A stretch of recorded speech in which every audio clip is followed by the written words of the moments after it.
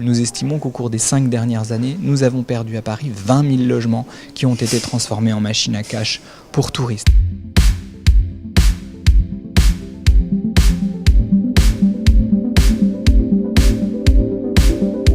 Au départ, Airbnb s'est présenté comme une entreprise sympathique permettant de faire deux gagnants. D'abord un propriétaire qui loue son appartement de manière occasionnelle, voire même une chambre dans un appartement, et d'autre part un touriste qui peut du coup bénéficier de tarifs inférieurs à ceux des hôtels. Et on a de plus en plus affaire sur ces plateformes à des annonces émanant de multipropriétaires qui en réalité sont des professionnels qui ont fait le choix d'acheter des appartements, parfois des immeubles, avec dès le départ pour objectif de les transformer en hôtels clandestins.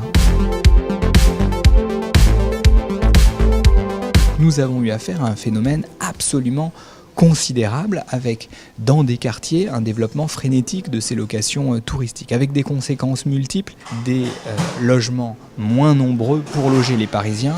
Inévitablement, cela rend encore plus tendue la relation entre l'offre et la demande, et donc cela alimente la spéculation immobilière et l'augmentation des prix. Et puis enfin, lorsque dans un quartier on n'a plus que des touristes, au final ce sont aussi les commerces qui se transforment, parce que les commerces de bouche sont remplacés par des magasins de fringues.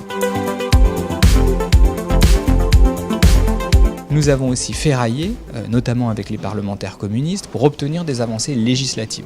Et c'est ce qui nous a permis, par exemple, d'obtenir en 2016 la possibilité de mettre en place un numéro d'enregistrement et l'obligation aussi pour les plateformes de retirer les annonces démunies de numéros d'enregistrement. Sauf que nous avons fait face à ce moment-là, en 2016, à un lobbying extrêmement important d'Airbnb, ce qui fait que ces dispositions qui avaient été votées n'ont jamais donné lieu à un décret d'application. Et entre 2016 et 2018, nous avons attendu vainement un décret d'application qui n'est jamais sorti. Et aujourd'hui, Airbnb continue de faire publier massivement des annonces illégales et donc se fait de l'argent avec des annonces qui ne respectent pas les lois de notre pays.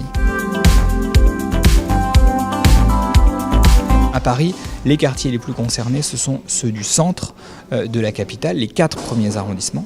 Dans ces arrondissements, un quart des logements ne servent plus à loger des Parisiens. Et donc, je fais la proposition suivante, il faut que notre ville ait la possibilité d'interdire la location d'appartements entiers sur ces plateformes, dans ces quartiers-là.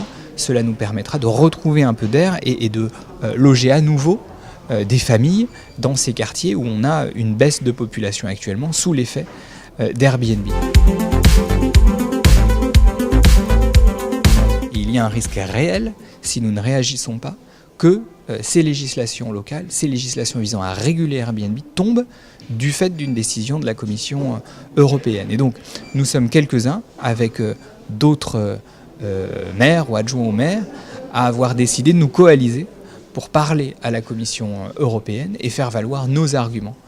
Donc on voit bien qu'on a affaire à un phénomène qui n'est pas un phénomène franco-français, qui est un phénomène européen, un phénomène mondial, et qu'il est nécessaire de nous doter d'outils de régulation si nous voulons être suffisamment puissants pour faire face à cette multinationale.